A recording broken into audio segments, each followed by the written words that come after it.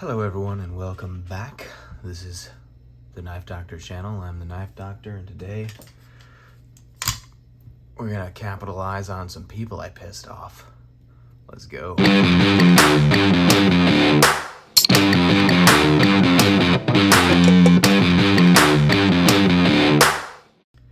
Alright, so obviously I'm referring to the video where I absolutely crapped all over this knife, and I stick by everything. Sorry. Anyone who still disagrees with me, it is what it is. We're not going to agree on everything. So we're going to talk about my dive knife. Now, this is not going to be a normal kind of review because I have owned and used this knife for a long time. Before I moved to Texas, I was an avid freshwater snorkeler. Back when I lived in Michigan, I snorkeled pretty much everywhere I went. I haven't done it here because where I currently live, the water is disgusting unless you go offshore. And going offshore scares the crap out of me because there's no sharks in Lake Michigan or Lake Superior or Huron or any of the associated Great Lakes. If you're from Michigan, shout out to the hometown. I miss it. I'm looking forward to going back sometime. Anyways, let's talk about my dive knife and some of the stuff I've done with it. I have done quite a few things with it, and bear in mind, I haven't done enough things with it to have ever needed to sharpen it, and it is still quite sharp. I'll scoot out from underneath here and we'll get to that in a second. So, first of all, has a spring-loaded button detent that releases it from this latch. I don't know what the model name to this is. Amazon refers to it as a Cressi dive knife. So, you can currently get this on Amazon for like $21, which is an absolute exact price tag. It's not a steal. It's not robbery either. That's exactly what this thing feels like it's worth. This is in no means a really high-end knife. It is a cheap knife, and in my opinion, in this particular case, cheap is better. I think when you're going into an environment that is probably the most likely environment for you to lose your knife by dropping it, like if you drop your pocket knife in the parking lot, it's right frickin' there. If you drop this in murky water, you're never going to see it again. So I'd much rather have this $21 functional tool over this $100+ useless turd. Which, by the way, I know you can get this with the yellow and the satin, which would be a little bit easier to find, but this black one, if you drop that in murky water, it's gone forever. You better put a lanyard on it. So, and honestly, I didn't test this beforehand, so we're gonna find out together whether or not I'm full of crap. I have not sharpened this thing since I bought it. And I have used it. Nope. Yeah, so it's sharp still. And the best part is, it is resharpenable. These work. Used them. Cut some rope underwater, tied to a 5-gallon bucket full of cement that I found while I was snorkeling in Houghton Lake in Michigan. And it has accumulated some rust. It would probably accumulate quite a bit more rust if I actually took it out here in the ocean, where we have some of the highest salinated water I've ever seen. And yeah, but that's okay because it was 21 bucks. 21 bucks. I probably paid way less than that for that. I bought this knife over 6 years ago. This probably 8 or 9 years ago. And I've been using it ever since. And I was honestly surprised they still made it when I was looking for it. Look at the handle. Look at how gross that handle looks. I mean, this is a used knife.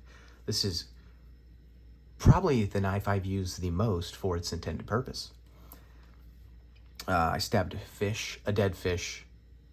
It was dead already. I stabbed it to see if it would go through it. It did, under the water. And it went right through that, so that was pretty cool. And then I kind of grabbed the tail and cut it in half. But yeah, this is a classic example of less is more. And in that, I mean, it is not a fancy knife. It has really no frills. The steel is some form of stainless steel. But I don't really know. I know it holds an edge decently well, surprisingly enough for a cheap knife. I think that a lot of that has to do with the geometry here, but it really doesn't matter. If it holds an edge, it holds an edge. Cressi is a good company. Cressi makes a lot of budget-friendly and some not budget-friendly snorkeling and diving accessories and gear. So I like Cressi. If I was going to buy another dive knife, I would probably just buy another Cressi. I feel no need to experiment with other brands because this is not something I carry to be a frills, cool, fancy thing.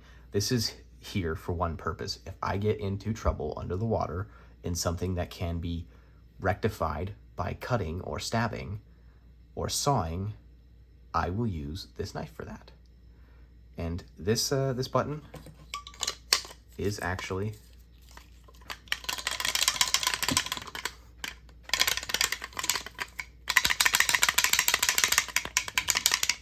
quite functional, even though you wouldn't think it would be because there's so much play. It does. It works. Sheath, hard plastic. These straps are probably the only thing that I'm going to ever have to replace on this because they're starting to get a little worn out and gummy. But when they were new, they worked pretty well. I think I want to replace them with something fabric, or maybe get a belt that I wear under the water. No, I'm going to stick with this. Something about trying to resheath a knife around my waistband under the water just doesn't appeal to me. I'm going to stick with my foot. Because I could stab myself in the foot. I don't like the idea of stabbing myself in the hip or the side. But, yeah. So there you go. I don't remember... Well, I can go back and look. But the guy who asked me to review this, because I said in the video where I was pooping all over this, said, let's see the dive knife.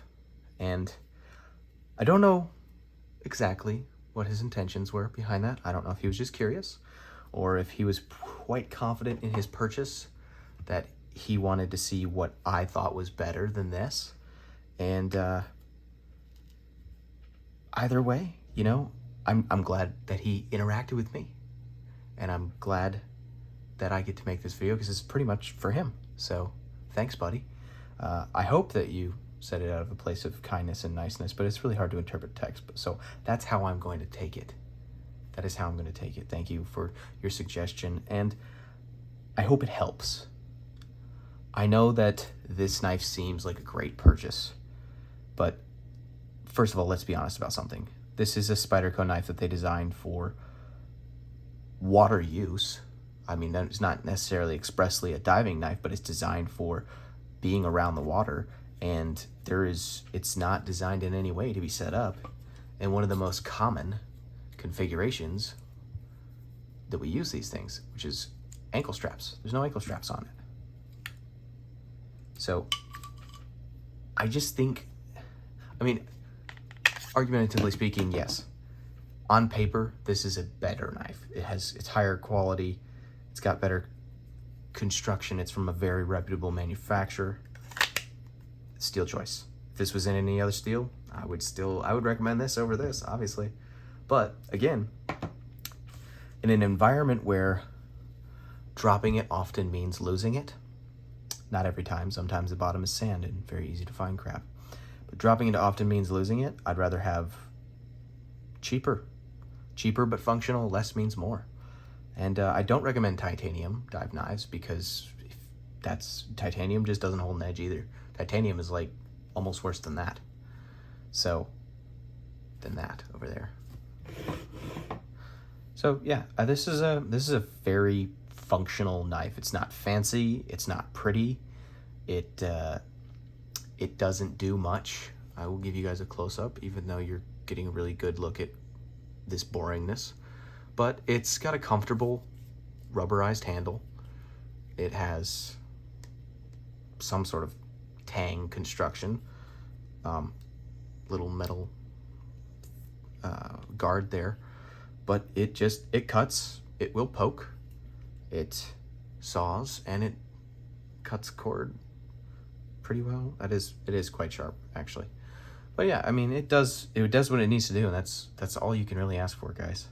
So yeah, thanks for asking to see this, because I haven't had much use to play with this for a while, and now I really want to go get in the water with it. So thanks for reminding me about my good times with this knife, because I have had some good times. I've done a lot of underwater stuff with this knife, and it hasn't let me down yet. So yeah, if you're gonna be in the market for a diving / snorkeling knife, get yourself a cheap semi piece of crap that's gonna do the job and work, because I'd rather have a functional, cheap item than a useless, expensive thing.